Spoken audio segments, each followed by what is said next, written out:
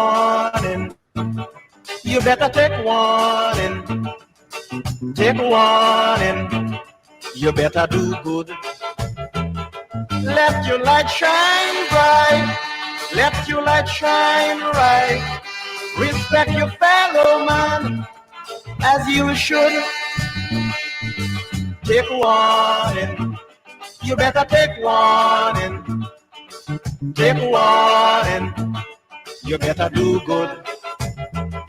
Let your light shine bright.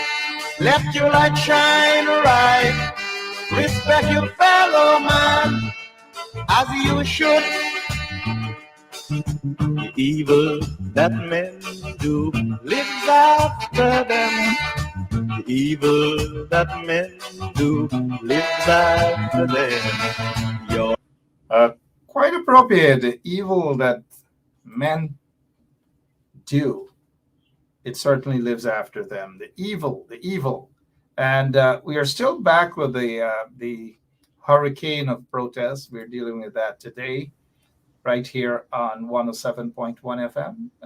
Are we? Anansi Web Education. President Granger, good evening, and how are you doing, sir?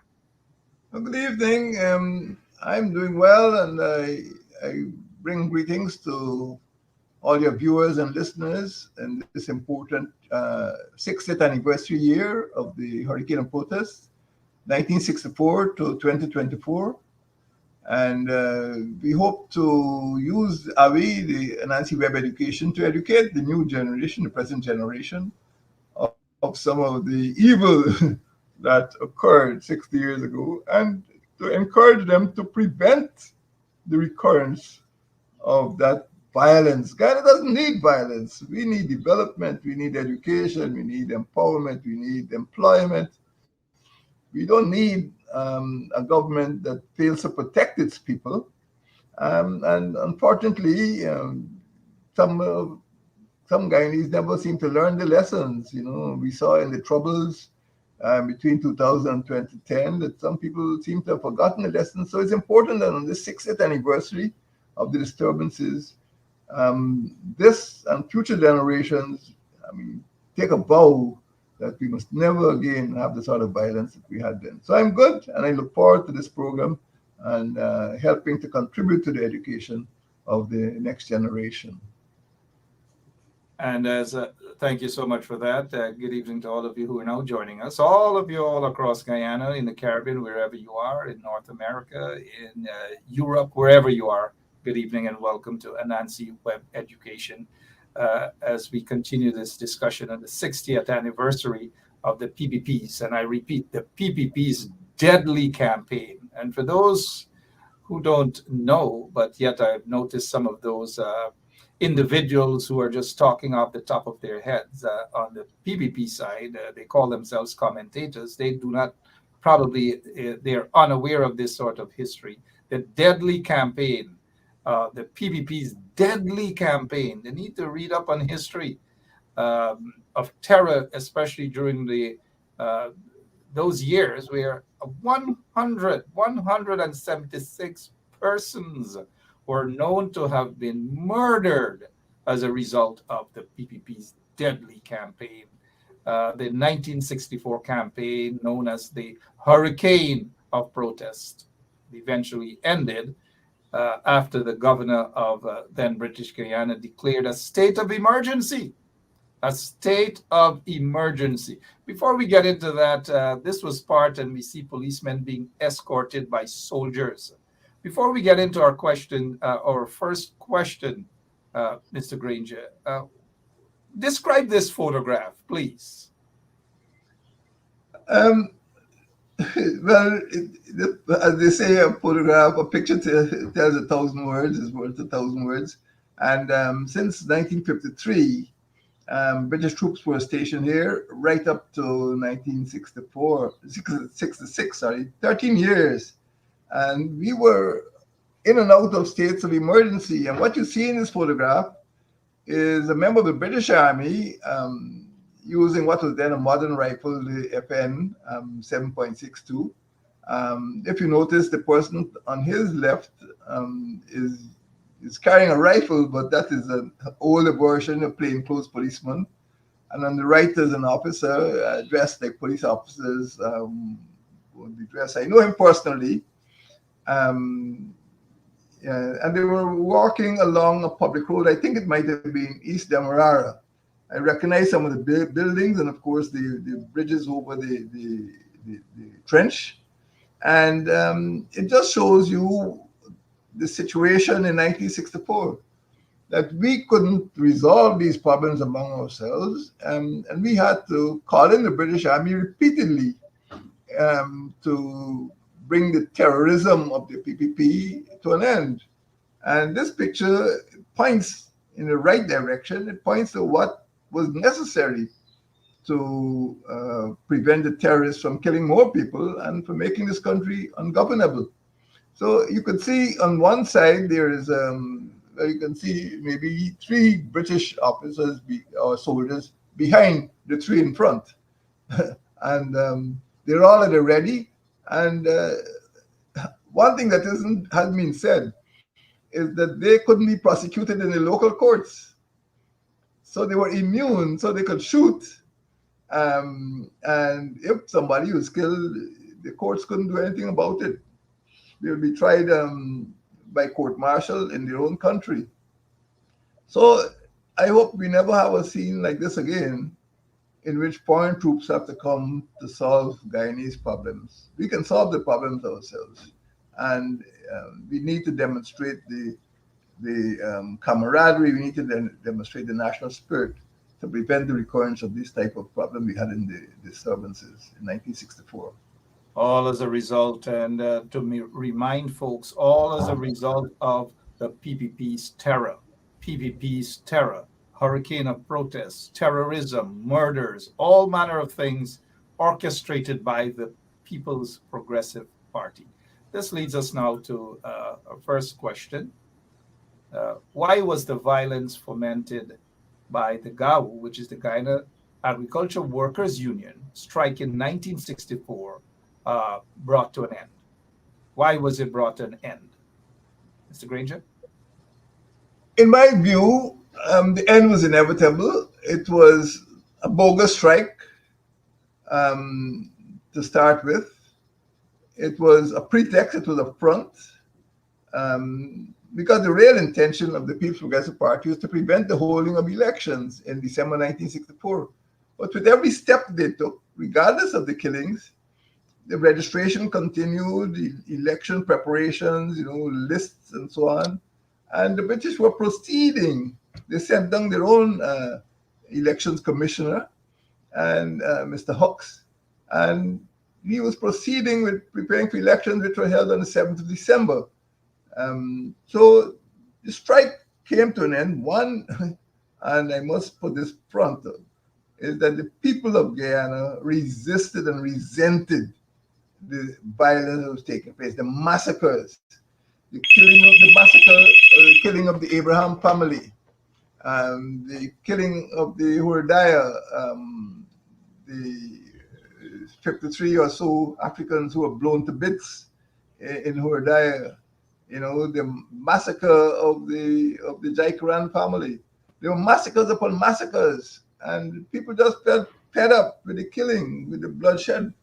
There was also the point that the British Army was deployed, and the British governor just took charge of the public security, and he gave the orders. The Home Affairs Minister, so-called, Janet Jagan, resigned, and the British governor was in charge. He's the one who gave orders to the British troops. He's the one who gave orders for the volunteer force to be called out. He's the one who gave orders for people to be arrested.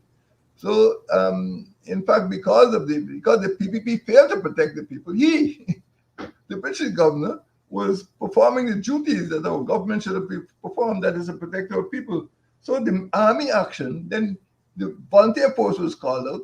Then he set up the special service unit, the British Guyana Special Service Unit. So all of these factors, the British Army, the volunteer force, the special service unit, British Guyana Police Force, all of these organizations started to zero in on the PPP terror. And of course, because everybody knew that the terrorists had been trained overseas. No other terrorists could come in the country. No other weapons could come in the country. So once it started, they couldn't replenish either the personnel or the equipment or the money that had been coming from communist countries. So I think that was very important. The civil outrage was also very important. And the massacres, really, the sadness of the families. And of course, people started to migrate, and news around the world, people were just telling their relatives, get out of that place. It's not a place to be. So all these factors, the military factors, the social factors, the political factors, the governmental factors in terms of the role of the British government, all of these things militated against the continuation of the strike. The Guyana Agricultural Workers Union couldn't keep people out of jobs for 165 days without some consequences. People started to go back to work. So there was internal pressure and there was external pressure. And eventually people realized they couldn't win. And another factor, of course, is that there was retaliation. There was a cycle of retaliation. And once you saw a massacre take place against people supporting one side, next thing you know, within a short time afterwards, there will be retribution, there will be retaliation. And it seemed that there was no end to the cycle unless somebody broke the cycle. And the PPP had to break the cycle by calling off the strike in July. But even after that, the killings continued for a while, but not to the same intensity, not to the same scale. But it showed, and the PPP showed in 1964 that violence doesn't work. It doesn't work. Maybe in the short term, people can be scared, you can kill a lot of people, but in the long term, only peace will prevail. And this is exactly what happened in the second half of the year. We went into elections. Although there was continuing violence, eventually they ran out of steam, they ran out of money, they ran out of weapons, they ran out of public support.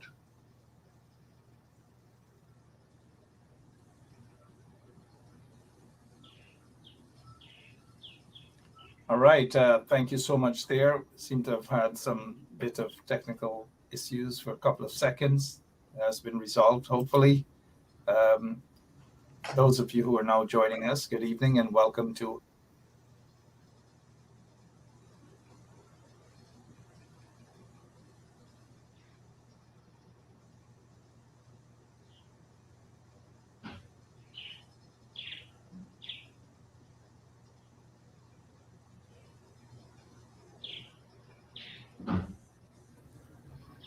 Yep, sorry about that. Technical issues there.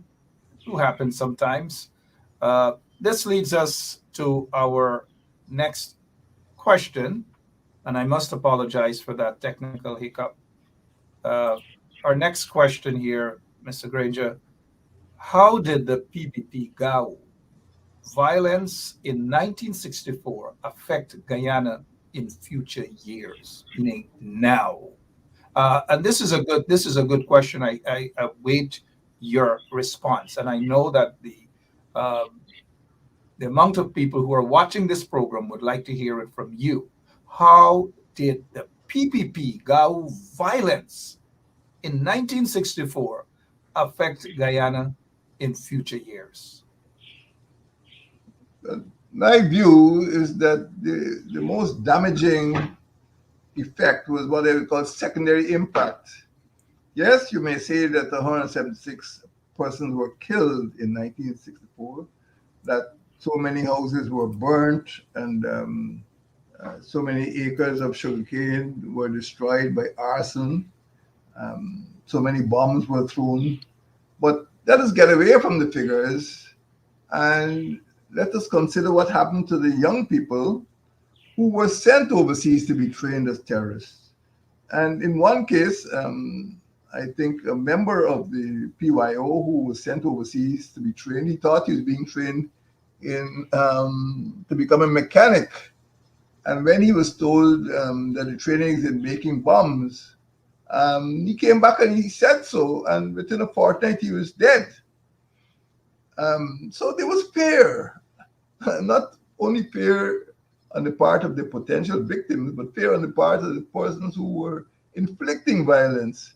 And after a while, they just shut up.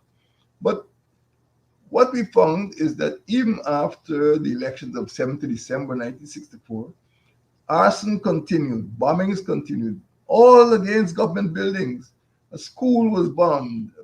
Those days we had a train system that was bombed. The train station was bombed. Post offices were bombed, um, and it was clear that the terrorists who had been trained knew nothing other than terrorism. That is what they were employed to do. So it became a habit after a while to just go there and shoot, go there and bomb, go there and burn. So the impact continued after 1964. I recall that even by 1967, the GDF lost about 3 dozen weapons. Of course, the weapons were obsolete, and wherever they are now, they were never found. But they're probably quite useless now. But apart from that, the PPP just refused to participate in the independence constitution talks. They refused to go into parliament at first. They refused to encourage their supporters to participate in independence celebrations. So, in fact, they perpetuated the divisions that they had created. So even by the time they got back into office in 1982, some people didn't know what Mashramani was. They refused to honor the flag.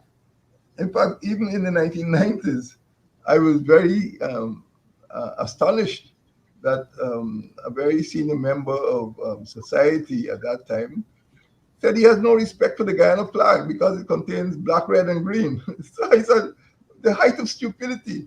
Has he ever seen the Palestinian flag? It contains black, red, and green. Has he ever seen the flag of Afghanistan? It contains black, red, and green. But in his mind, black, red, and green symbolize the PNC colors, and he had no respect for Guyana's national flag.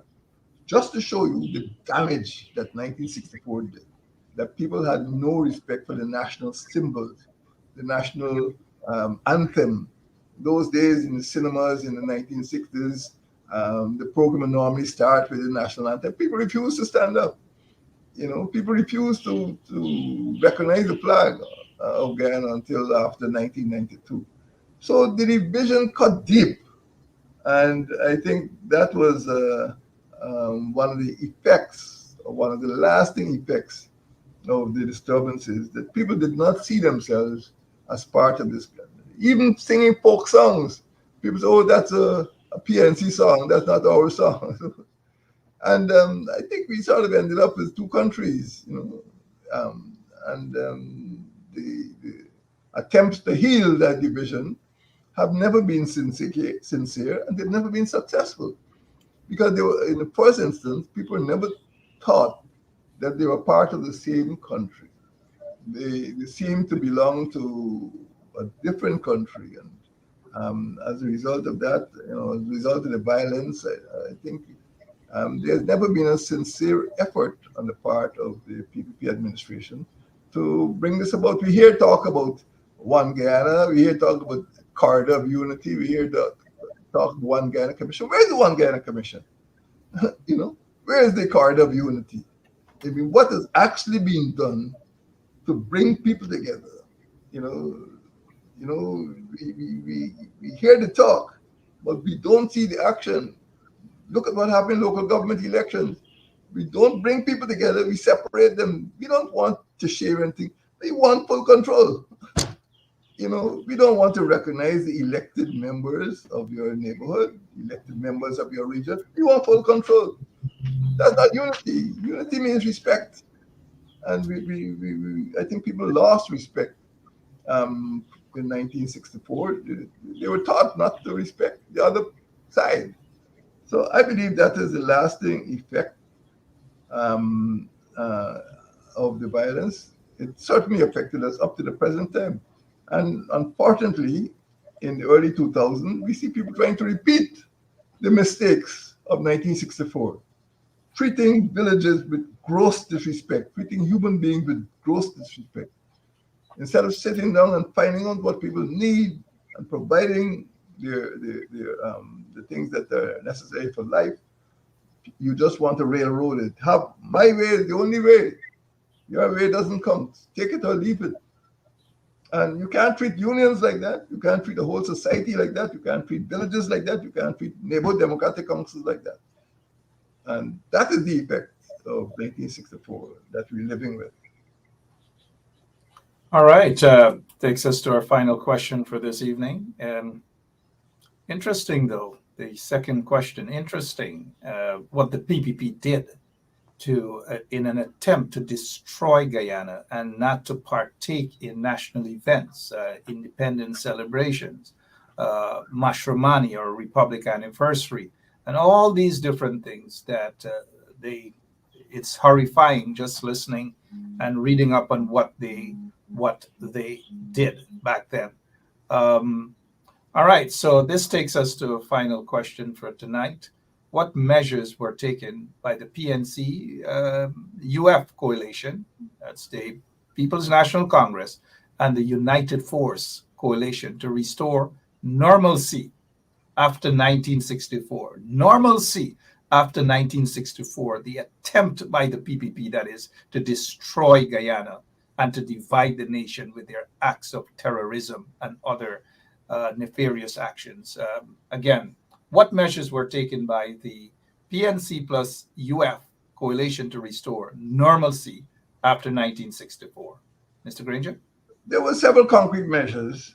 Number one, we had a prime minister who left his office, left his desk, and went out into the communities and spoke to the people who were affected to find what the issues were and to try to resolve those issues. So there was a question of reconciliation. And there was official recognition of Hindu and Muslim holidays for the first time as national holidays. So the Hindus didn't feel left out, even now you go to school, people still speak of Easter term. Easter is a Christian festival, Christmas term. Christmas is a Christian festival. But for the first time, from 1965, we started to have national celebrations for Eid al-Fitr, Eid al-Adha, and Yom Nabi, and Diwali, and Pagwa. So Indians didn't feel left out of this so-called Christianized state. The PNC UF coalition also invited the ICJ to come to this country to examine complaints about racial balance in the public sector, not the business community, not rice farming or the shops and restaurants, but the public sector. And that report is public knowledge, it was published. But it was a conciliatory measure that the government, this was not done by the PPP between 1957 and 1964, but it was done by the PNC less than a year after it got into office. And the ICJ came here and studied the racial situation in the public service and made recommendations. So these things, the holidays and the ICJ report, were very important. In addition to that, the coalition invited a person called Sir Stanley Gomes, a former Chief Justice, to head a national rehabilitation committee. You see, rehabilitation after this hurricane was very important. And land was provided for persons who had been driven out of their home villages. Because there were a lot of internal refugees, and there was a formal plan for resettlement. And I said, Sir Stanley Gomes, a former Chief Justice, was invited by the coalition. And we also had to start reconstructing, well, I can't say reconstructing, but constructing proper infrastructure. This was ignored by the PPP in the 7 years. And don't forget, in my government, we only had, part of 5 years. But the PPP was there for 7 years, from 1957 to 1964. We never had a single proper highway. We had a old rickety mechano-set bridge over the Kanji. the airport that had been burned down, the airport terminal building being burned down in 1959, was rebuilt. The PPP never rebuilt it. We built highways. We built, of course, the Linden Suzdijk Highway. Well, the whole roadway from Skeldon in Region 6 to Porica in Region 3 was eventually reconstructed. The CD fences had to be reconstructed. The MMA scheme had to be constructed. And those were some of the concrete measures. The resettlement, the reconstruction of infrastructure, the reconciliation, and the state of emergency was gradually lifted. People who were in detention were eventually released, and we gradually became a normal country. But 1964 was a very abnormal year, and the PNC-UF coalition took some concrete measures in terms of the ICJ and the Hindu and Muslim holidays, in terms of physical infrastructure, in terms of resettlement of refugees. All of these things became necessary. And we were very fortunate to have a coalition government between the PNC and United Force, which enjoyed popular support to effect these changes. The Guyana that we see now, in terms of our roadways, in terms of our Cheryl Potter College of Education, in terms of our University of Guyana building at Turkine, in terms of an international airport, all of these things are products of the post-1964 PNC United Force coalition administration. That's what we did to make Guyana into a normal country. What's interesting, though, I'm glad that you've mentioned that all of the holidays that we see now, including Hindu holidays, came under and originated under the PNC government. You also said that people who were in detention were released under the PNC coalition, PNC-UF coalition.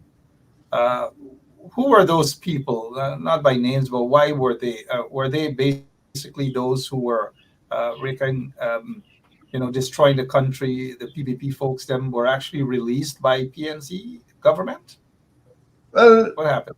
In June 1964, we had the first of 3 serious massacres. That was what I call the Working Rust Massacre, the massacre of the Abraham family, in which the 8 members of the Abraham, essentially a Portuguese family, were burnt to death.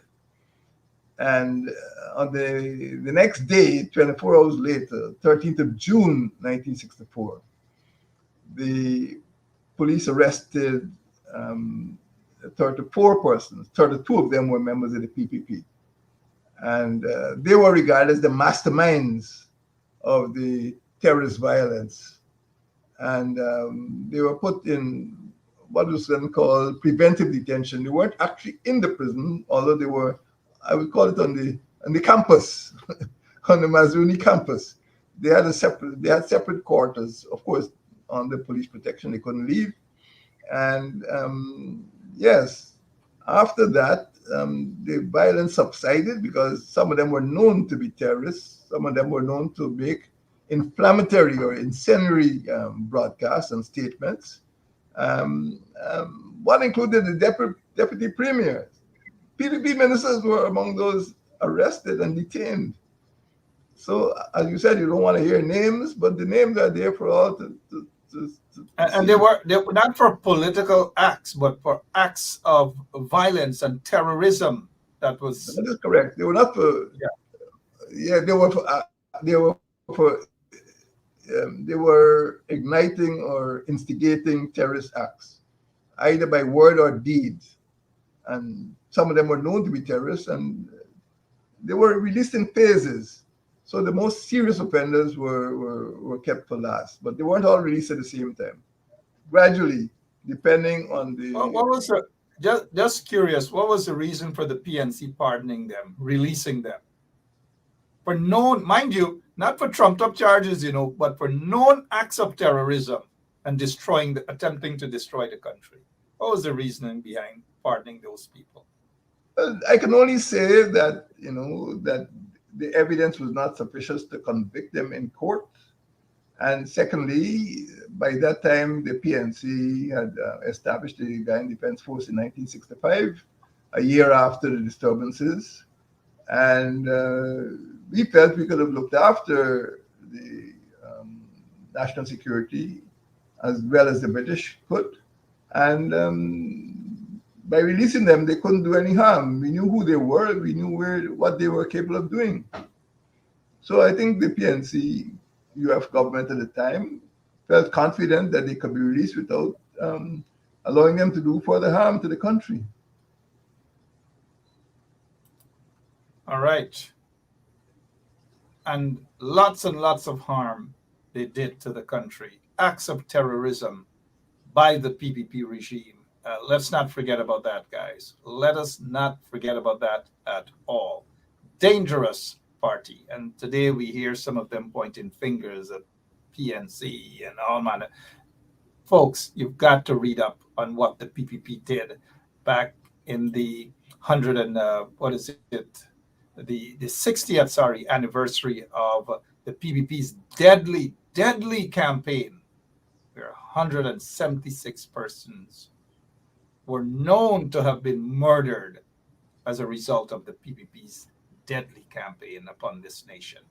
We must never forget it. And as Mr. Granger said, we must find ways as to ensure that this sort of terrorism unleashed by the PPP regime never, ever raised its head again. Never at all. Mr. Granger, thank you so much, and thanks for the explanation of this photograph. You did say that you know the police officer, the uniformed police officer. What rank was this back then? It seemed as deputy commissioner? And who was he? No. People with his complexion couldn't become deputy commissioners in 1964. I'm not sure you realize how things used to be in British Guyana. He was a superintendent. His name was Barrow. Superintendent Mervyn Barrow. Yes, I know him. Okay. But Mervyn Barrow. That was probably the highest rank. He might even have been a deputy superintendent. But the entire force was commanded by white people. So sometimes the PPP accuses the volunteer force about behaving a way. Let them look at the picture of the commanding officer of the volunteer force. When they say about the police force behaving in a certain way, let them look at the photograph of the commissioner of police. These were white people. People looking like that couldn't command major organizations in the colonial period. He was probably just a superintendent walking the street there. Thank you so much. As we prepare to go, I know that I don't want to touch on this issue here at all, but just on a different note, we've really got to get our act, so to speak, together in Guyana, and to understand that at some point in time we got to get a better government, a government that is for all of the people. Lots of things, questionable things in the country. And this, I know this is unrelated to the terrorism of the PPP. I can't believe that the people at the Palms, Mr. Granger, the people at the Palms, look at what they have to go through in a billion-dollar economy, an oil-rich country. I don't know. It just breaks my heart somebody just messaged me about the conditions at the Palms. Unrelated to the subject matter, you're not surprised as to the treatment of citizens under this regime, Mr. Granger? No, I have been through previous PPP administrations, 7 years from 57 to 64. The 23 years from 92 to 2015. And I'm seeing it all over again. It's deja vu all over again. PPP has never really changed. The PPP is 74 years old in this month, January, 74. And it's never changed. Control at any cost. Control the local government, control the NDCs, control the unions, control the schools. That's what the PPP is all about. It's all about control. It hasn't changed in 74 years. It's not going to change in the next 74. Certainly wouldn't, but voting will make that change come about for a better government in office. Mr. Granger, thank you so much for your time. As always, give my regards to Mistress Granger and have yourself a great rest of the night. And God bless you guys. Thank you. Thank you and good night. Yep. And to all our listeners, thank you all so much as well. Let's continue to pray for Guyana. So long. So long.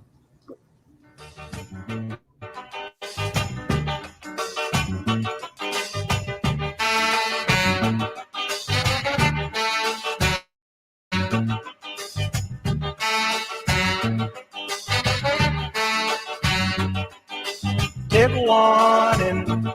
You better take warning. Take warning. You better do good. Let your light shine bright. Let your light shine right. Respect your fellow man as you should.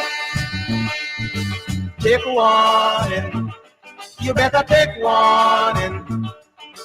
Take warning. You better do good. Let your light shine bright. Let your light shine right.